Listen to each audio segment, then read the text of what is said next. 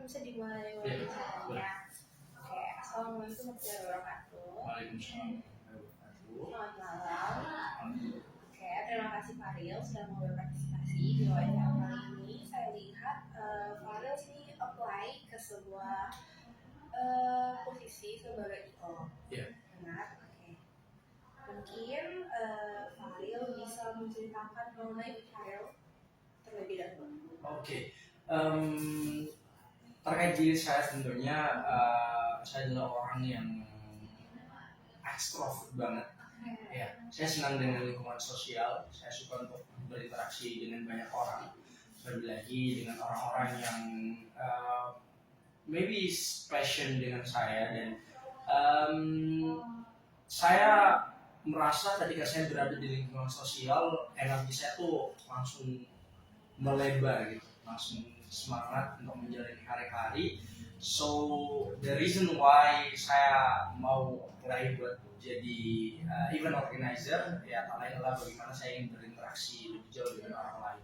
Selain itu sekarang saya mahasiswa aktif, dan tentunya sambil mengisi waktu-waktu kosong selain belajar sebagai mahasiswa tentunya saya mencari kegiatan-kegiatan yang sekiranya bisa membantu kondisi finansial untuk tidak membebani lagi lah orang tua, dan sekiranya aktivitas-aktivitas bersama dengan teman-teman itu bisa saya backup sendiri. Mungkin that's all. Oke, baik.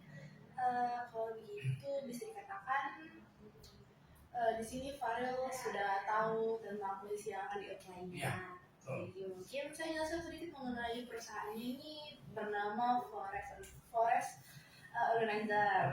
Dia bergerak di bagian event organizer dan kawan-kawannya. Oke, mungkin di sini saya mau bertanya, dari kapan Faril mulai tertarik dengan event organizer?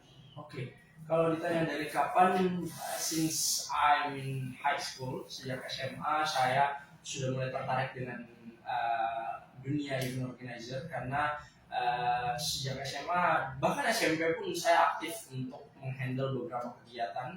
Dan ketika saya SMA, saya mulai terjun ke beberapa organisasi di luar sekolah, dan saya merasa bahwa saya punya passion dan punya potential untuk bisa terjun di dunia event organizer. So that's why saya minat dan mau untuk terlibat dalam dunia event organizer, karena sejalan dengan apa yang telah saya lakukan selama masa SMA. Oke, baik. Di dunia event organizer sendiri itu pastinya akan ketemu banyak orang. Benar. Oke, jadi bisa ceritakan pengalamannya Faril ketika berkomunikasi dengan seseorang atau beberapa orang dalam tim. Oke. Kalau ditanya tentang bagaimana berkomunikasi dengan orang lain, tentunya yang paling penting adalah bagaimana kita dapat mengenal terlebih dahulu lah diri kita. Karena sejak dari SMA tentunya ketika saya terlibat di dalam sebuah organisasi, tentunya banyak orang dengan watak dan latar belakang yang berbeda-beda, dan seringkali ketika kita menjadi sebuah pemimpin dalam organisasi, kita harus menerima kekurangan mereka, kelebihan mereka, dan bagaimana cara mereka berkomunikasi dengan orang lain. Dan itulah yang membuat saya belajar, dan ketika saya ingin terjun dalam sebuah event organizer, tentunya cara saya berkomunikasi adalah bagaimana melihat orang terlebih dahulu. Tapi sebelum melihat orang itu, saya melihat diri saya terlebih dahulu, karena bagaimana saya berkomunikasi tentunya harus tercipta proses komunikasi dua arah. Bagaimana saya berkomunikasi dengan orang tersebut tanpa mungkin merasa bahwa orang tersebut tidak sejalan dengan apa yang saya pikirkan.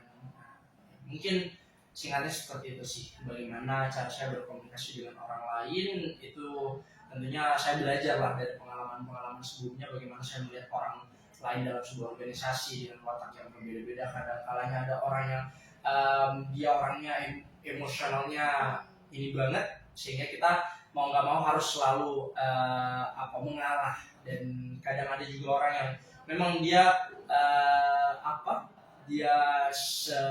frekuensi dengan kita, sehingga komunikasinya baik seperti itu. Oke. Jadi kan ini kalian ketemu sama beberapa orang yang wataknya berbeda-beda. Benar. Jadi pastinya ada perbedaan pendapat dari orang-orang.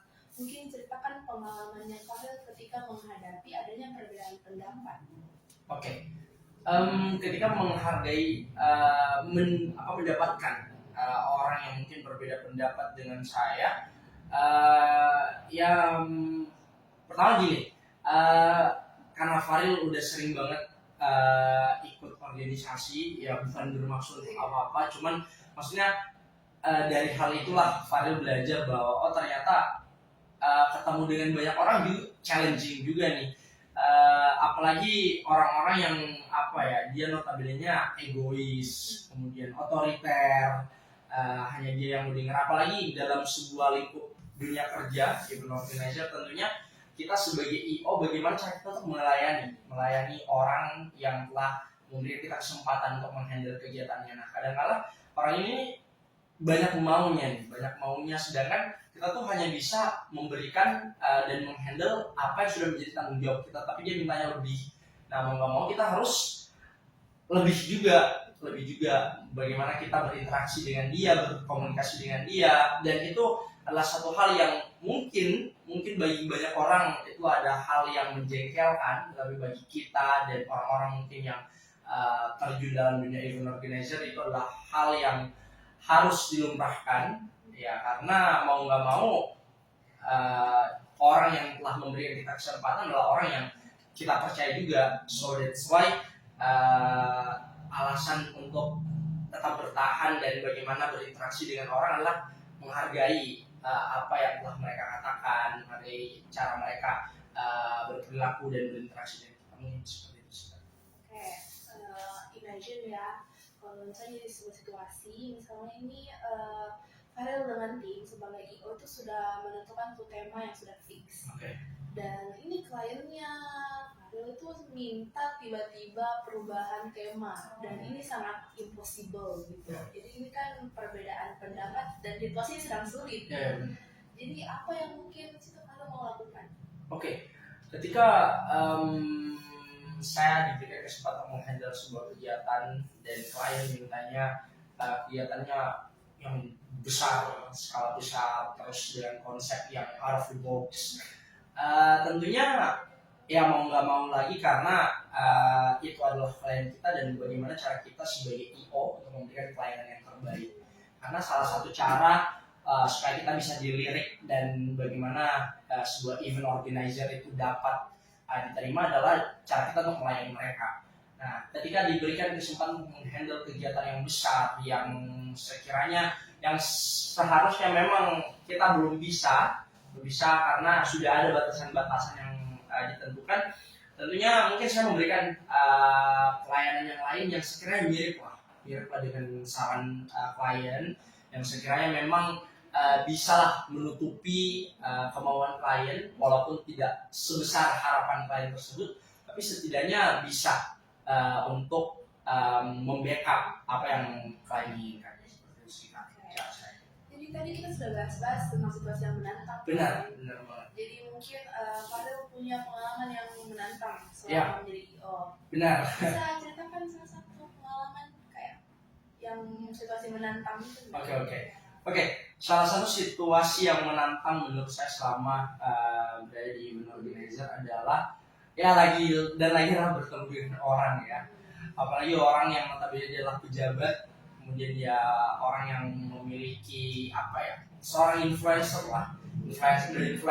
pejabat, tambah banyak lagi nih tantangan yang harus dihadapi. Nah, tentunya tantangan adalah bagaimana cara kita untuk bisa melayani mereka, karena ya kita tahu ya, orang-orang yang memiliki followers yang banyak, tentunya dia harus kelihatan sempurna, dan bagaimana semua hal itu harus tertata dengan baik. Dan kadang-kadang Farel tuh kayak ngelakuin kesalahan, kayak hal kecilnya kayak misalkan nih klien minta di konsep kegiatannya misalkan harusnya kayak gini, nah tapi ternyata ada yang terlupakan.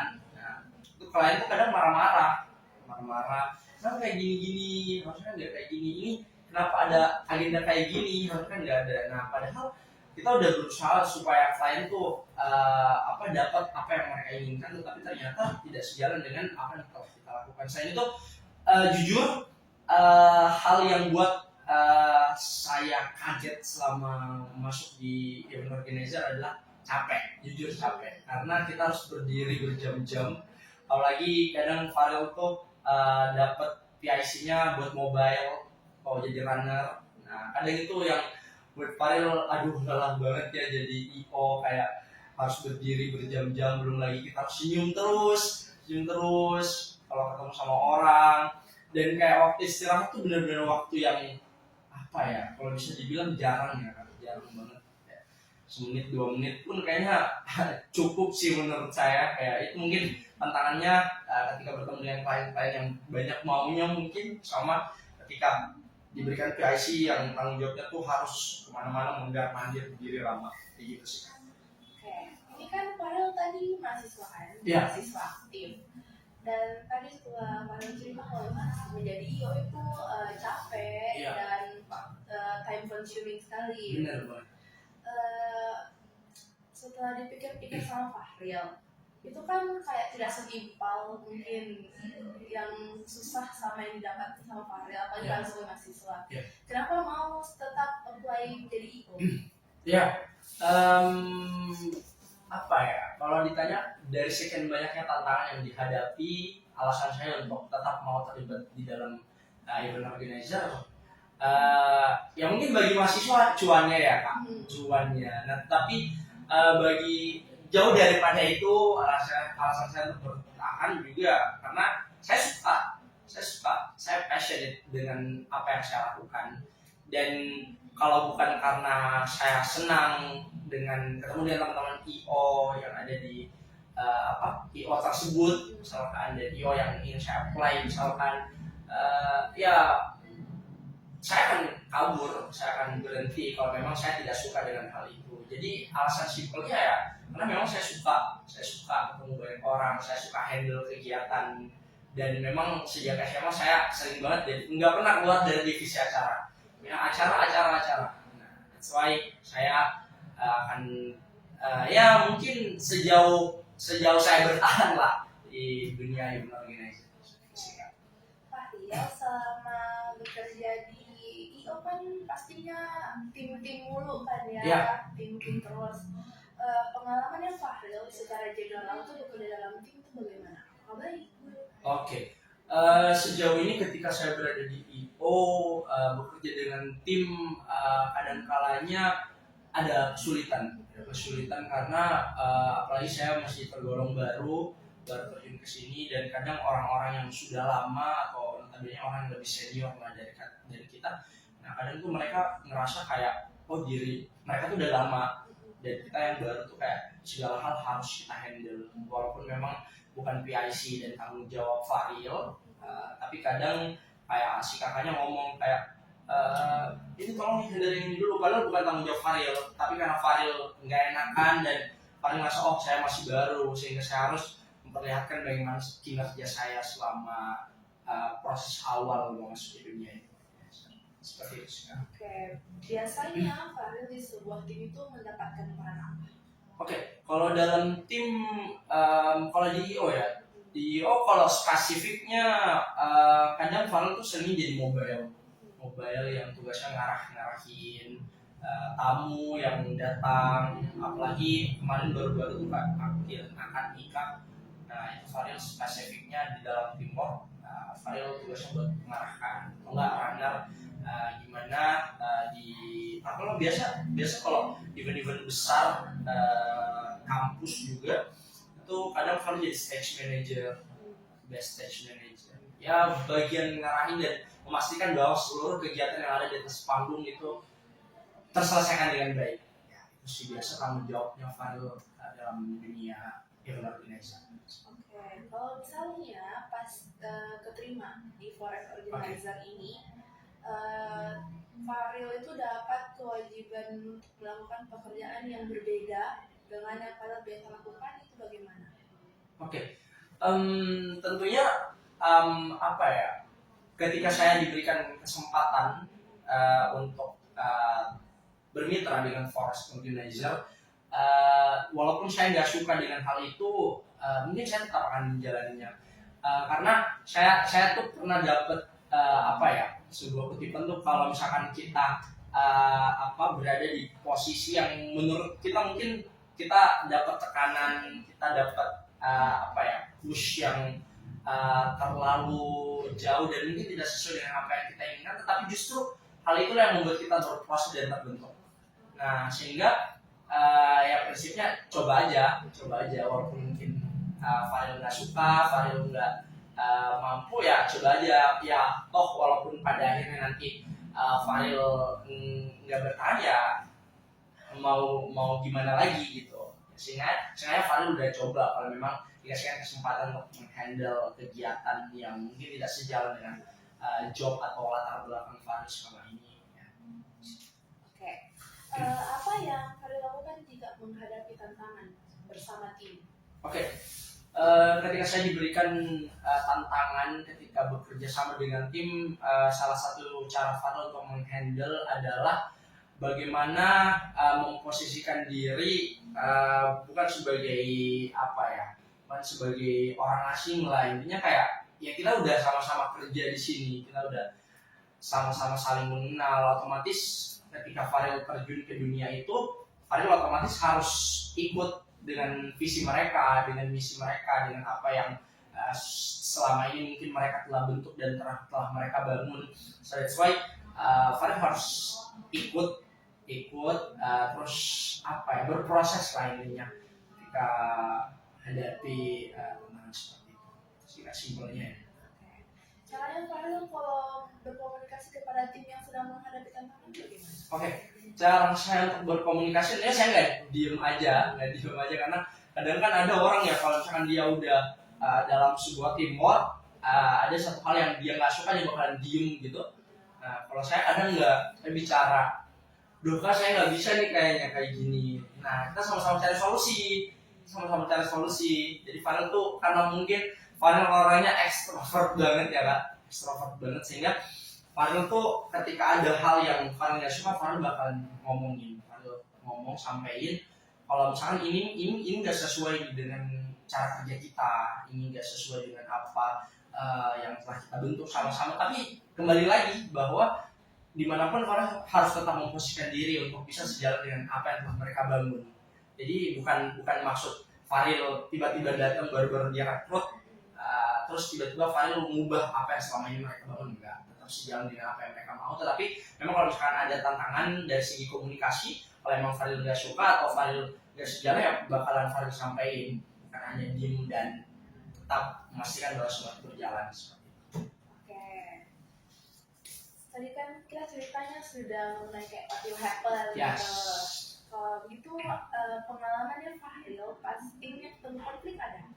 Pengalaman ketika ketemu konflik, sejauh ini sih belum ada ya Kak, belum ada yang kayak konflik yang gede banget, itu belum ada. Paling ya miskomunikasi aja sih.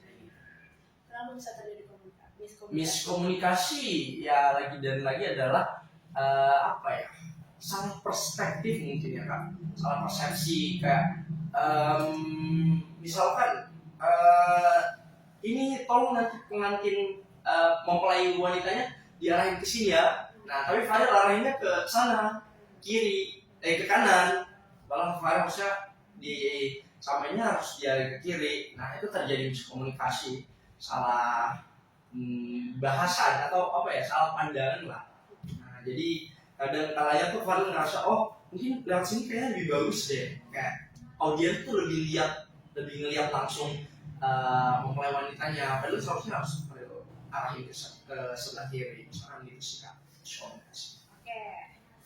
Ini kan tadi sudah dibahas kalau misalnya perbedaan orang itu beda-beda watak. Iya. Pasti beda juga cara kerjanya mereka. Betul. Caranya Farel menyikapi perbedaan cara kerjanya masing-masing orang dalam suatu interview itu bagaimana? Oke.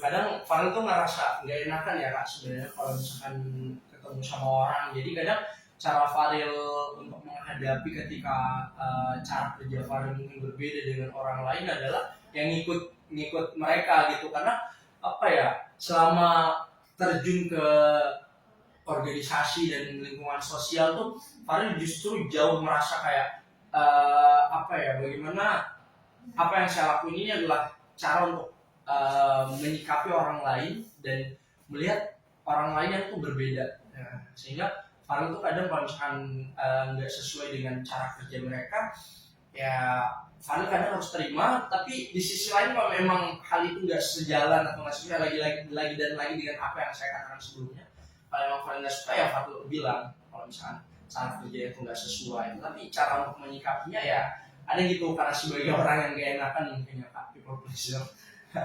Ya itu sih mungkin. Oke.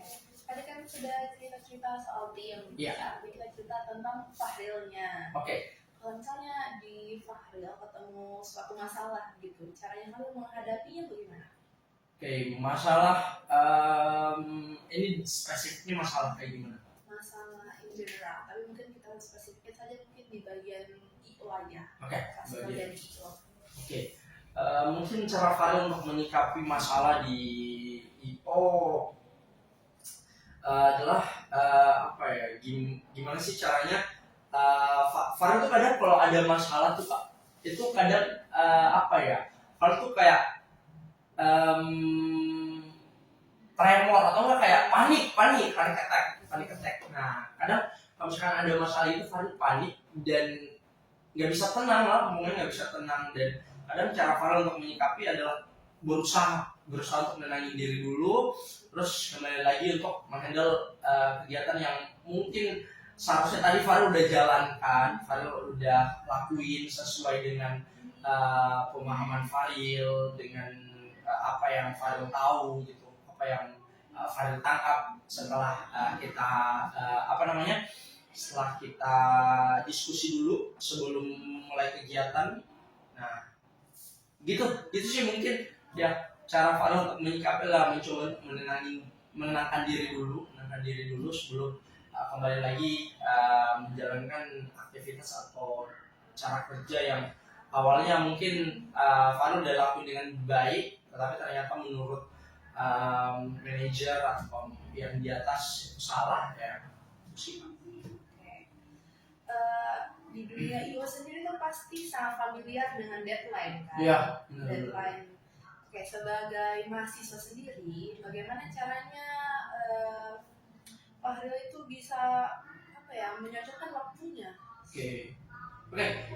Sebenarnya terkait dengan manajemen waktu itu Farel lihat skala prioritas karena tentunya sebagai mahasiswa tugas dan tanggung jawab kita adalah belajar kerja tugas. Nah, jadi kadang kalau misalkan hari ini Farel ada kelas, tapi ternyata kelasnya online, dan hari itu juga ada Farel lagi handle kegiatan akad nikah di IO. Nah, kadang cara Farel adalah ya Farel tetap usahain untuk masuk kelas, join Zoom. Nah, Farel lakuin lah tanggung jawab Farel di IO. Nah, kalau misalkan Farel ada waktu presentasi, pasti Farel akan konfirmasi ke kakak yang ada di IO, hari ini aku ada kelas, aku bakalan join dulu presentasi dulu, habis itu lanjut lagi buat handle IO-nya kayak gitu. Jadi sebenarnya lihat skala prioritas aja, di mana prioritas Farel, tanggung jawab Farel sebenarnya jauh lebih besar dari apa yang Farel jalankan selama ini. Oke. Pastinya kalau menjadi IO itu pasti paling penting itu planning. Iya. Planning. Jika misalnya kan dari awal sudah timnya, kalau enggak Fahril sudah bikin planning kan, terus tiba-tiba di akhir planningnya berubah, itu bagaimana? Oke. Apa ya? Karena mungkin saya masih baru ya Pak dalam lingkup event organizer, jadi kadangkala apa yang sudah terplanningkan di awal itu biasa Farel ikut alur karena masih baru kan. Nah, tapi ketika diperhadapkan dengan masalah tadi, ketika ada planning yang telah terencana, tapi jauh setelah itu planningnya tiba-tiba berubah, ya Farel mau nggak mau menyikapi hal tersebut dengan membiasakan diri dengan hal-hal seperti itu. Apalagi kalau misalkan planning dari awal buat konsep kegiatan akad nikahnya udah direncanain matang, tapi tiba-tiba berubah, mau nggak mau Farel harus menyesuaikan diri.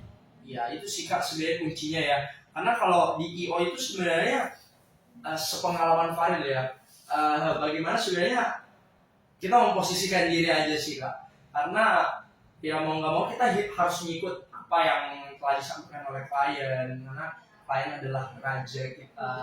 Benar, ya itu sih sebenarnya. Fahri pernah mengambil keputusan dalam suatu masalah di perusahaan tim di IO enggak? So far paling masalah-masalah kecil sih kak, kayak misalkan kemarin tuh dekorasi di acara tasyakuran, itu apa ya, agak jomplang gitu, dia tuh kayak agak rame banget lah. Nah sehingga Faril langsung handle, padahal sebenarnya itu bukan tanggung jawab Faril. Nah Faril langsung handle, oh sini kak biar saya yang desain, saya bantu untuk coba selesaiin apa yang jadi kekurangan dan masalah yang sedang dikomunikasikan di grup tersebut sih, itu sih kak. Oke. Pastinya kalau misalnya hidup di dunia IO, apalagi ini kita kan tim-tim, Yeah. pastinya masalah tuh bukan cuma satu saja yang datang kan. Kalau misalnya itu datang beberapa masalah secara langsung, bagaimana? Apa yang kalian lakukan? Oke, kalau misalkan dalam IO ya, tiba-tiba masalah itu datang semua gitu, ya tentunya ya balik lagi dengan apa yang akan sampaikan, kita teamwork. Kita nggak sendiri, kita punya banyak orang di sekeliling kita. Jadi ya cara menyelesaikan adalah dengan membagi job masing-masing, walaupun memang masalah langsung datang semua nih masalahnya, tapi kita nggak sendiri. Ingat itu aja sih kalau di IO tuh, karena ya banyak banget orang yang ada di IO, apalagi sebelumnya ya, sebelum mungkin nanti di forest organizer itu gimana ya. Itu sih kak kuncinya ya, gimana kita menyadari bahwa kita nggak sendiri di IO ini, banyak orang yang bisa kita handle sama-sama, kita selesaiin semua masalah yang datang, kita selesaiin bareng-bareng karena kita teamwork gitu sih. Cuman mungkin balik lagi dengan masalah-masalah sebelumnya, entah itu karena dia kemudian orangnya dia beda apa ya, persepsinya dengan kita, ya mau nggak mau ya sebagai Faril sendiri, individu yang orangnya nggak enakan, ya mau nggak mau ikut aja gimana cara kita untuk berkomunikasi dan berinteraksi dengan orang yang mungkin tidak sesuai dengan pemikiran kita, seperti itu sih. Oke, Faril kan tadi mahasiswa dan ikut beberapa organisasi. Iya. Bisa ceritakan organisasi apa saja yang diikuti dan kesibukan lainnya mungkin? Oke. Sejauh ini jujur ya kak, sebenarnya mahasiswa semester 2 sekarang, Faril udah mulai coba beberapa lah, belum banyak sih, beberapa organisasi yang sekiranya bisa mendukung minat dan bakat Faril, kayak FPCI, Foreign Policy Community of Indonesia. It's organisasi yang jadi bawah naungan kampus. Dia tuh ada apa ya? Dia tuh per chapter. Jadi ada FPCI tingkat nasional Indonesia, of course. Terus chapternya ada di Unhas. Nah itu tugasnya gimana sih Faril dan teman-teman FPCI menghandle kegiatan-kegiatan yang sejalan dengan masalah kebijakan luar negeri. Karena spesialis sebagai anak hubungan internasional ya, tentunya bagaimana Faril diperhadapkan dengan masalah-masalah kebijakan luar negeri. Selain itu mungkin sekarang lagi aktif banget di student volunteer ya, di Stofo Unhas, Fisik Unhas. Nah di situ Faril belajar bagaimana menghandle kegiatan-kegiatan yang dilaksanakan di Fakultas Ilmu Sosial dan Ilmu Politik. Nah dari kemarin dia sekretaris, kemudian kegiatan pemilihan dekan, dan sekarang lagi prepare buat PKKMB menyambut adik-adik calon mahasiswa baru angkatan 2026. Kesibukan saya. Oke, ini pasti sibuk sekali kan? Waduh, berusaha untuk menyibukkan diri ya. Jadi ini karena saking sibuknya pasti banyak jadwal yang bentrok. Benar banget. Kalau misalnya bentrok ini biasanya skala prioritas itu bagaimana? Oke, kembali lagi tadi kak, karena apa ya, kan mungkin kan Faril baru ya gabung, dan rata-rata emang semuanya tuh anggota di setiap organisasi ya. Jadi sebenarnya cara Faril adalah bagaimana untuk tetap memprioritaskan apa yang memang menurut Faril ini memberikan dampak yang baik. Ya pasti semuanya memberikan dampak yang baik, tapi ada satu organisasi yang mungkin menurut Faril, oh ini benar-benar menjadi jalan Faril nih. Faril tuh ngerasa udah cocok banget, passionate banget di tempat itu, sehingga Faril memberikan lagi nih bukan gambaran sih, lebih mengkerucutkan lagi lah.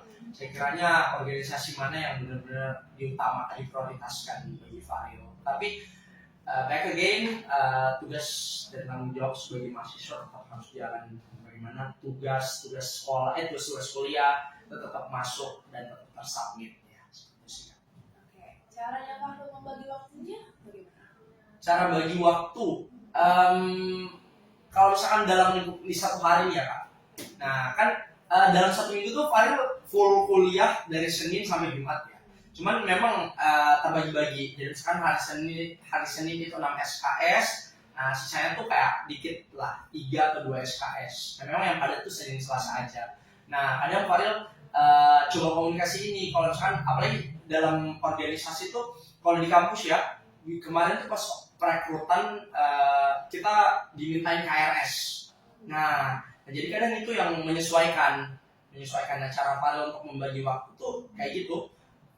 Bagaimana ketika ada job atau ada agenda di hari Rabu, Kamis, Jumatnya, Faril bakalan meluangkan waktu untuk hadir, karena di hari Senin Selasanya Faril udah padat banget nih, udah nggak bisa untuk, masih bisa sih ya, cuman memang full untuk kuliah dan nggak bisa Faril tinggalkan, kecuali emang ada kayak agenda kampus yang ditugaskan langsung dari fakultas dan ada surat tugas yang masuk. Nah, Faril bakalan izin untuk tidak mengikuti proses perkuliahan di hari itu, seperti itu. Oke, kita next. Kalau misalnya klien tiba-tiba minta jadwal, sedangkan everything sudah planning, kayak sudah matang banget, terus tiba-tiba kliennya minta pindah jadwal. Oke. Ya kembali lagi ya Pak, karena klien adalah raja bagi kita dalam sebuah event organizer, otomatis kita harus mengiyakannya. Kecuali memang kalau misalkan kadang ada bentrok nih, kayak misalkan kita udah menerima pemesanan ini, udah menerima ini, pokoknya hari ini tuh udah ada besok tuh udah ada jadwal akan nikah di misalkan di Perintis. Nah terus tiba-tiba si klien yang harusnya di hari Kamis atau Jumat, tiba-tiba dia minta dimajuin di hari Selasa. Terus kita diskusiin, oh nggak bisa nih Kak. Nah di hari itu ada juga akad yang bertabrakan. Nah, kecuali kalau misalkan kakak mau, ada tim kami yang lain yang bisa mungkin bantu backup. Tapi sekiranya dia mungkin masih baru lah, jadi mungkin bagaimana dia menyesuaikan. Nah, mungkin itu sih, bagaimana kita tetap komunikasiin ke klien kalau misalnya di hari itu udah ada jadwal yang bertabrakan, tetapi kita ngasih solusi, bukan hanya memberikan jawaban oh hari itu nggak bisa, kita tetap padat, tetapi kita tetap berikan solusi seperti itu. Oke, ini not every client itu kan punya waktu yang sama dengan timnya. Mungkin ada satu klien yang sangat sibuk, nggak bisa ketemu. Caranya timnya Faril buat at least bisa ketemu atau diskusi ke klien itu mungkin bagaimana kan? Ada sekarang tuh di era teknologi tentunya ada Zoom Meet. Nah biasanya tuh kita Zoom atau nggak Google Meet sama klien kita kalau emang dia nggak ada waktu buat ketemu, atau nggak telepon langsung biasa kayak gitu. Jadi kayak atasan kita di IO, biasanya dia langsung komunikasiin ke klien. Nah habis itu baru deh dilempar ke teman-teman timor. Nah klien maunya kayak gini, kita bahas sama-sama, kita selesai sama-sama gitu. Faril pernah menghasilkan ide nggak dalam suatu kegiatan? Tentunya sering banget ya Faril ngasih ide, apalagi kalau dia kan kita ngekonsep sendiri ya Kak, caranya gimana mulai dari awal hingga akhir. Ini sering banget Faril ngasih ide, kayak gimana supaya ide ini nggak biasa-biasa aja, out of the box, tetapi tetap berjalan sesuai dengan apa yang klien misalkan. Kayak misalkan klien tuh maunya tema kegiatannya tuh budaya banget gitu, Buddhis banget. Nah, tetapi di sisi lain dengan teknologi yang semakin canggih, nah bagaimana kita tetap memberikan nuansa Bugis, nuansa adat Bugis Makassar, kami padukan dengan teknologi yang semakin canggih. Kayak misalkan lagu ketika mempelai masuk, Nah itu kan lagu-lagunya biasa kan lagu-lagu apa ya, mau klien itu maunya yang tradisional, kita padukan dengan backsound yang sekiranya modern seperti itu. Itu sih Kak, biasa ide-ide yang Farel tuangkan kayak gitu. Apa yang kau lakukan ketika menghadapi tugas yang membutuhkan ide baru? Karena idenya ini unik. Jadi buat Farel apa yang kau lakukan? Cara Farel ketika ada ide baru mungkin ya, tentunya Farel akan terima, tapi kita lihat dulu apakah benar ide dan konsep ini sesuai dengan apa yang klien inginkan, apakah sesuai dengan bagaimana konsep kegiatan kita. Nah, tentunya kalau ada ide yang baru ya kenapa enggak gitu, kenapa enggak kita terima. Kalau emang bagus ya kita terima, tapi ya kita lihat lagi dengan apa yang klien minta, dengan klien inginkan, seperti itu sih.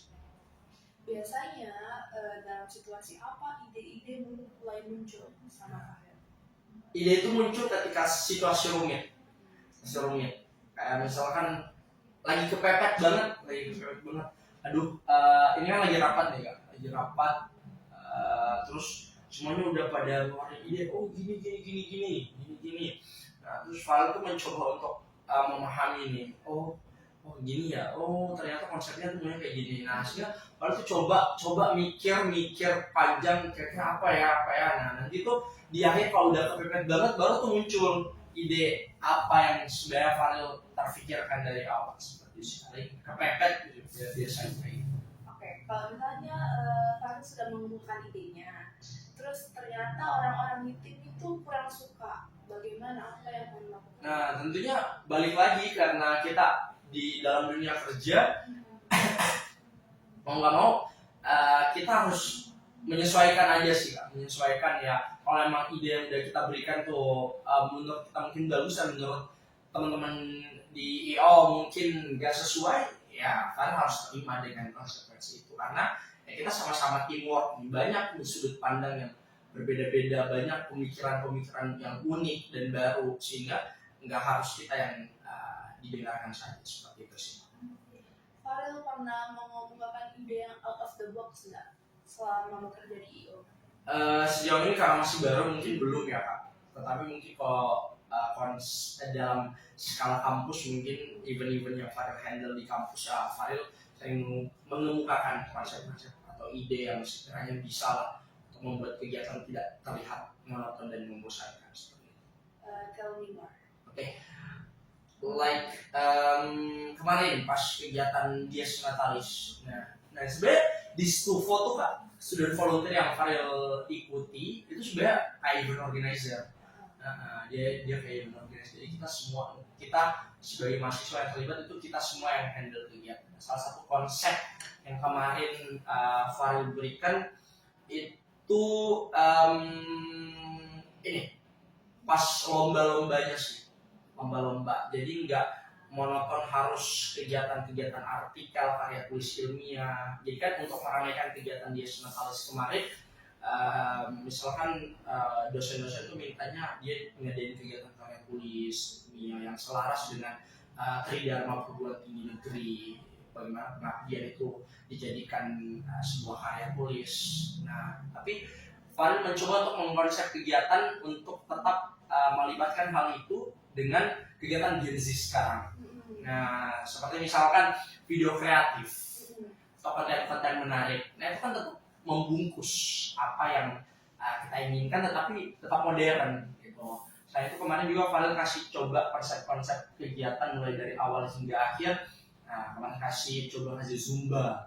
Nah, jadi bapak-bapak dan ibu dosen dan para petinggi kampus, mulai dari rektor dan wakil dekan-dekannya, itu mereka ikut terlibat untuk kegiatan Zumba tersebut, supaya maksudnya kegiatan Dies Natalisnya nggak hanya jalan santai aja, misalkan jalan santai aja tuh, supaya mereka tetap have fun dan tetap ikut alur proses kegiatannya ya dengan konsep-konsep kegiatan yang benar yang telah Farel tuangkan. Oke. Every problem itu kan pasti punya satu fix solution. Yes. Kalau begitu Farel pernah melakukan satu solusi yang berbeda nggak dari solusi yang sudah fix itu. Oke, kalau apa ya? Kalau misalkan sebenarnya balik lagi sih Kak ke teman-teman yang ada di suatu event itu ya, karena maksudnya kalau misalkan kita udah ngasih solusi yang udah fix, kayak misalkan kemarin tuh pas event yang Farel handle, temanya ini udah fix, kita udah bahas sama-sama, oke, tema yang bakalan kita naikkan adalah ini. Nah, tapi ternyata pas udah proses mau ke hari H, tiba-tiba tema yang dinaikkan di pamflet atau poster itu udah sesuai dengan apa yang kita bahas. Padahal udah fix solution. Nah, karena ternyata para dosen dan sekretaris akademik yang ada di MISIP itu maunya kayak gitu. Ya mau nggak mau dia harus kayak gitu. Otomatis ya kita harus ngalah dong. Harus ngalah, kita tetap ikut. Intinya tema yang ada yang telah lahir itu nggak jauh beda dengan solusi yang telah difikskan sebelumnya. Jadi itu sih Kak, kuncinya tuh nggak jauh beda lah pokoknya. Walaupun emang dia jomplang banget, ya harus kita diskusiin lagi sih. Harus kita diskusi, kita selesaiin lagi sama-sama seperti itu sih. Oke. Apa yang kalian lakukan jika tiba-tiba diminta ide baru?